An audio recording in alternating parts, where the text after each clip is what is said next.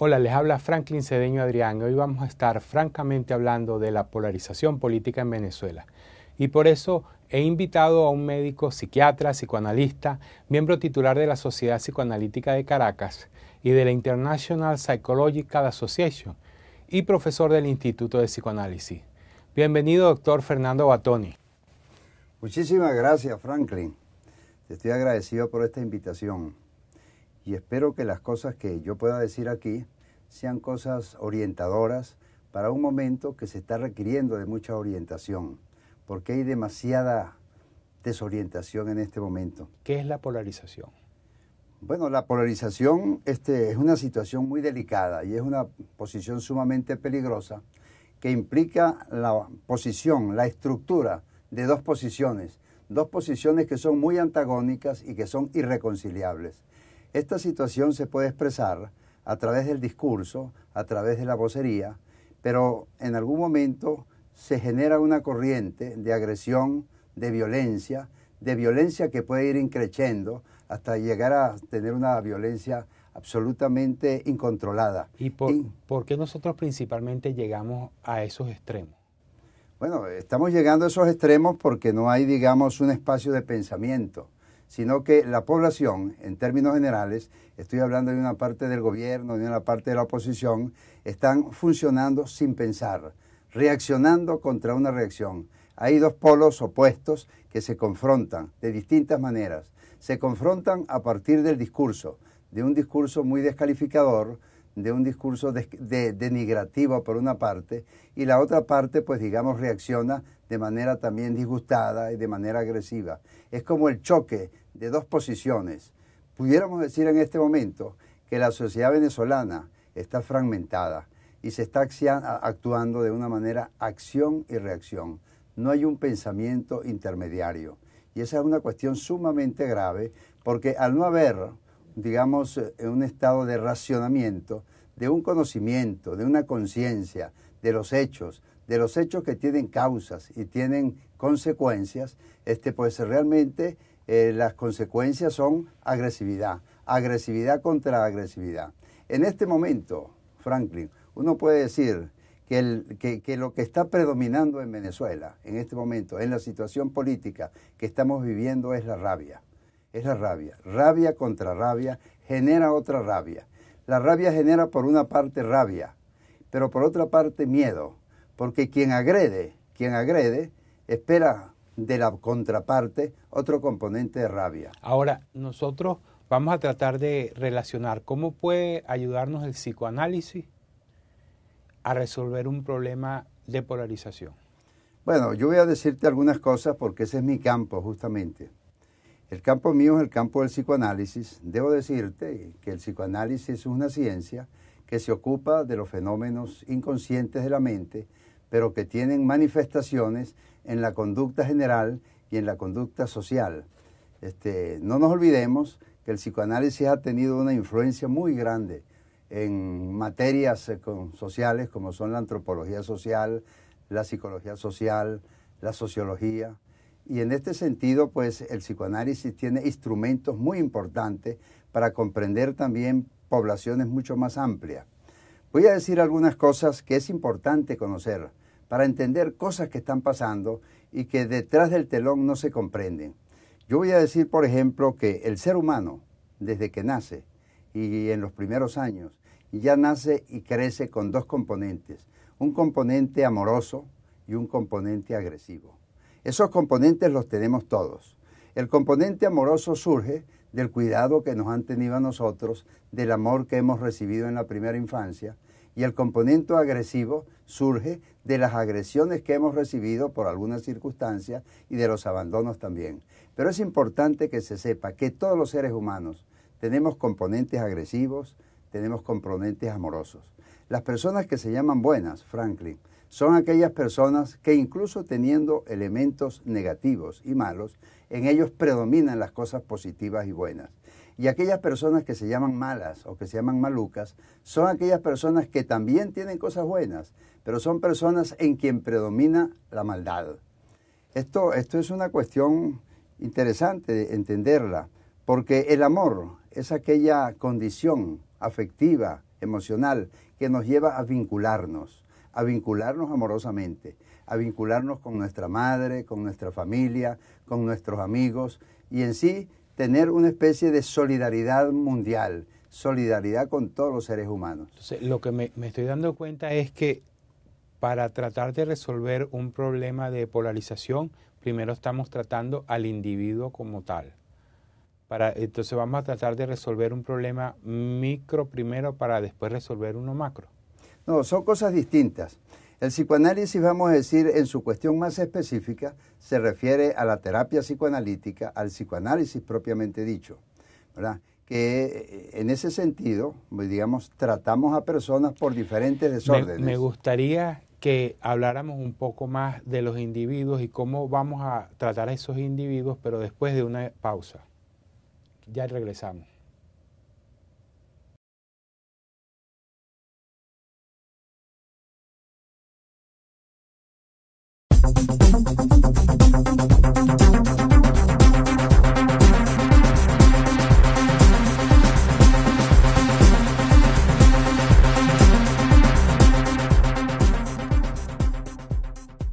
Estamos de regreso, francamente hablando, con el doctor Fernando Batoni y estamos tratando la polarización. Quedamos hablando de los individuos que tienen dos lados, un lado bueno y un lado malo. Tenemos un componente amoroso y un componente agresivo. Las personas no deberíamos llamarlo ni malo ni bueno, ni sino malo, amoroso y agresivo. Pero las personas que son, vamos a decir, malas, que coloquialmente las llamamos como personas, digamos, malas o malucas, son personas en que predomina, digamos, el componente agresivo. Hay tres elementos que a mí me gustaría señalar y que están muy presentes en este proceso. Yo voy a decir rápidamente lo que es el rencor, lo que es el sadismo y lo que es la envidia. El rencor es un sentimiento que se deriva de un daño que una persona recibe y esa persona ante ese daño va a intentar vengarse. Puede ser que tenga la oportunidad de vengarse desde el punto de vista personal con quien le hizo el daño.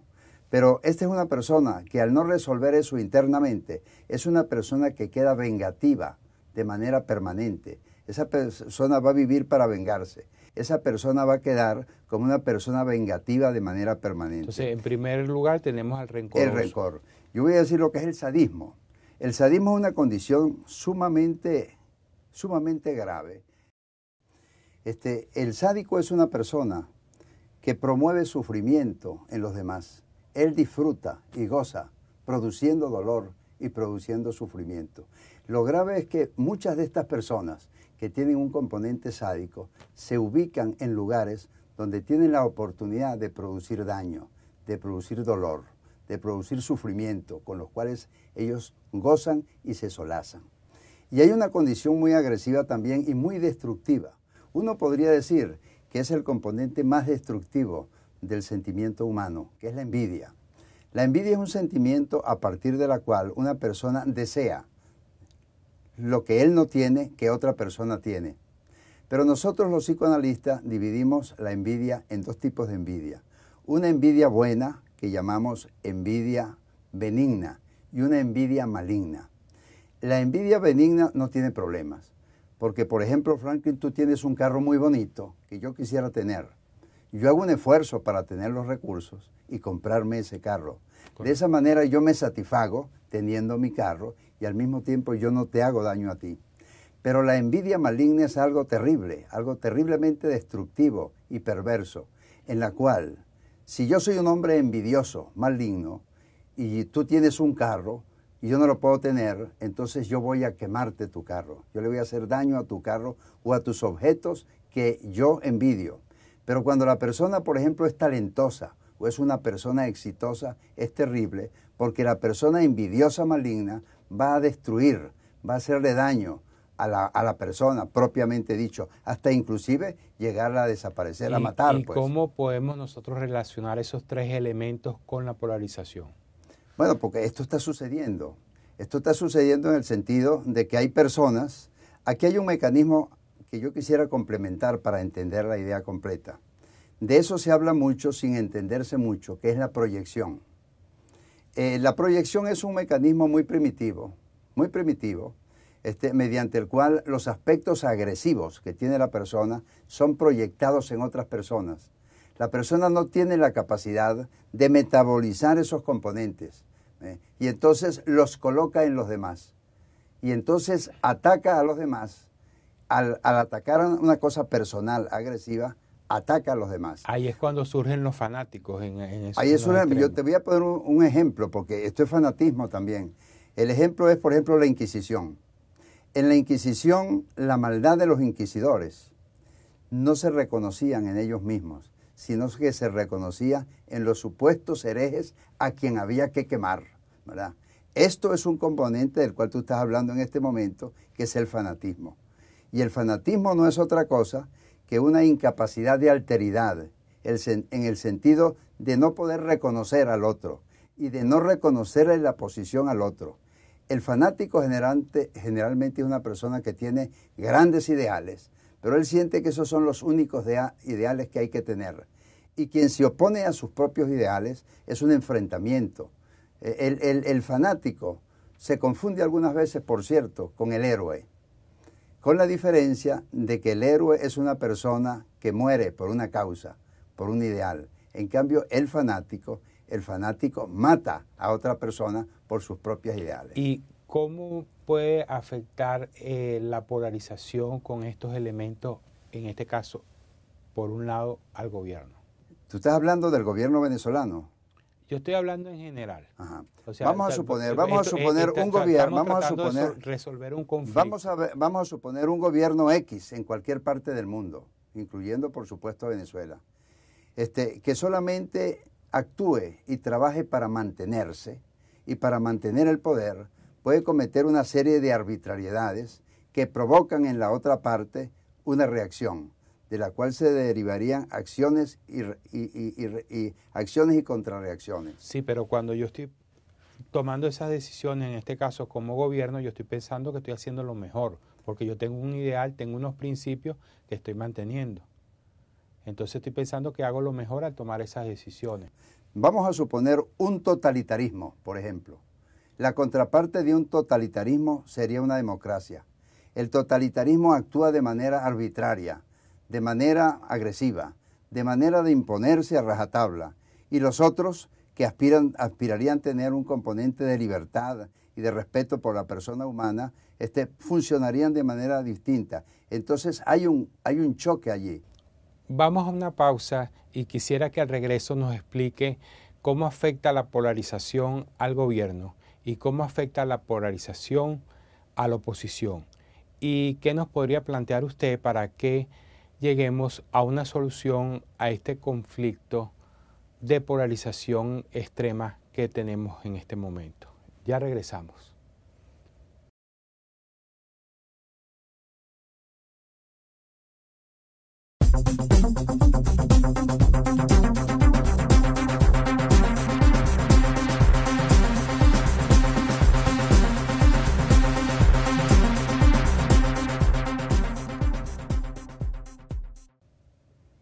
Estamos de regreso con el doctor Fernando Batoni. Durante el programa hemos estado francamente hablando sobre la polarización y me gustaría preguntarle si usted considera que en Venezuela hay una polarización. No es que considero. En Venezuela se ve, se siente y se sufre. Todos estamos sufriendo una polarización. Lo está sufriendo el gobierno por una parte. El gobierno no está tranquilo con esta polarización. El gobierno, en vez de estar gobernando, está sosteniendo una posición política. Y la oposición se está oponiendo, digamos, a eso que se ha llamado socialismo del siglo XXI. El socialismo del siglo XXI caracterizado fundamentalmente por un gran centralismo, por un militarismo muy exacerbado y al mismo tiempo por limitación de ciertos derechos fundamentales. Y de la otra parte, constituida por partidos democráticos y por partidos democráticos nuevos y el gran movimiento estudiantil que exige al gobierno que haga rectificaciones. Si el gobierno hiciera rectificaciones fundamentales que está pidiendo la oposición, ese sería un momento importantísimo, porque sería quizás a partir de ese momento que se iniciaría un diálogo. Y al diálogo Entonces, ¿cuál sería la solución a la polarización? O sea, ¿qué pasa si hay polarización y no se soluciona? ¿Qué pasa si no hay? Si se mantiene la polarización, Franklin, aquí se va a mantener la violencia. Aquí la violencia se va a exacerbar a unos niveles tan incontrolables que Dios guarde y favorezca, como decimos nosotros los trujillanos, llegaríamos a una guerra civil. Entonces, en este momento se impone un gran diálogo, diálogo nacional. Indudablemente tenemos que evitar esa salida. Entonces, tenemos que llegar, la solución es el diálogo. La única solución justamente es el diálogo. Si no hay diálogo, la violencia no sabemos a dónde va a parar. Perfecto. La solución es el diálogo. ¿Y cómo llegamos al diálogo? Sí. Francamente, ¿cómo llegamos al diálogo? ¿Cómo llegaríamos al diálogo? Yo creo que el diálogo necesitaría para llegar allí, fíjate bien, necesitaría para llegarse allí de un gran liderazgo, donde los liderazgos escogerían a personas que tengan condiciones dialogantes, personas que sepan dialogar. ¿Qué es una persona que sepa dialogar? Sí, una persona que sepa dialogar es una persona que tiene una comunicación transparente, que tiene una comunicación honesta a partir de verdades que se discuten con suficientes argumentos. Eso requeriría de parte del dialogante condiciones como ser inteligente, condiciones como ser competente, ser maduro, tener coraje y tener responsabilidad, diría yo. Inteligente porque sería una persona que tiene capacidad de análisis y capacidad de razonamiento. Conocimiento porque debe ser una persona que conoce las condiciones sociales, políticas, económicas, culturales del país y sobre todo tener madurez. Madurez en tanto hay que reconocer, ¿verdad?, que la otra persona también es una persona que hay que reconocer y al mismo tiempo la diversidad de pensamiento que debería reconocer. Pero hay una cosa importante de la cual te quiero hablar, que se necesita coraje y se necesita responsabilidad. Se necesita coraje para reconocer que muchas veces el equivocado puede ser uno y el que tenga la razón puede ser otro. Y se necesita mucha responsabilidad para asumir las decisiones a las cuales se ha llegado a través de esos consensos a las cuales se puede llegar. ¿Y cómo ustedes, los psicoanalistas, pueden ayudar en este proceso de diálogo? Bueno, en este proceso nosotros trabajamos en nuestros consultorios, y ese es un trabajo sumamente personal, que tiene que ver con una persona que quiere conocerse en mayor profundidad. Pero, ¿cuál sería nuestra contribución? Bueno, nuestra contribución es asesorar. Yo sé que en este momento, la Sociedad Psicoanalítica de Caracas, por ejemplo, y sé que otras sociedades psicoanalíticas que no es la nuestra, están trabajando en las universidades y están trabajando en las comunidades para agrupar personas a los fines que esas personas puedan encontrar significaciones comunes, entendimientos comunes, porque este diálogo tiene que ser un diálogo nacional. Y el diálogo nacional, quería decir, no tiene que ser el diálogo solamente entre aquellas personas que tienen más poder, sino entre aquellas personas que tienen capacidad dialogante. Es decir, que los poderes tendrían que promover, digamos, equipos de personas con capacidad dialogante, con las características que yo te he señalado. En este caso, ustedes serían en la capacidad de asesorar a las partes para que se promueva el diálogo. Nosotros estamos ofreciendo servicios tanto al gobierno o a instituciones gubernamentales. Estoy hablando desde la Sociedad Psicoanalítica de Caracas, tanto al gobierno e instituciones gubernamentales como a grupos políticos de la oposición. Bueno, realmente... Y eso se está llevando a cuenta, eso se está llevando a cabo. Ha sido un placer haberlo tenido en el programa. Esto es una conversación bastante larga. Tenemos que dialogar.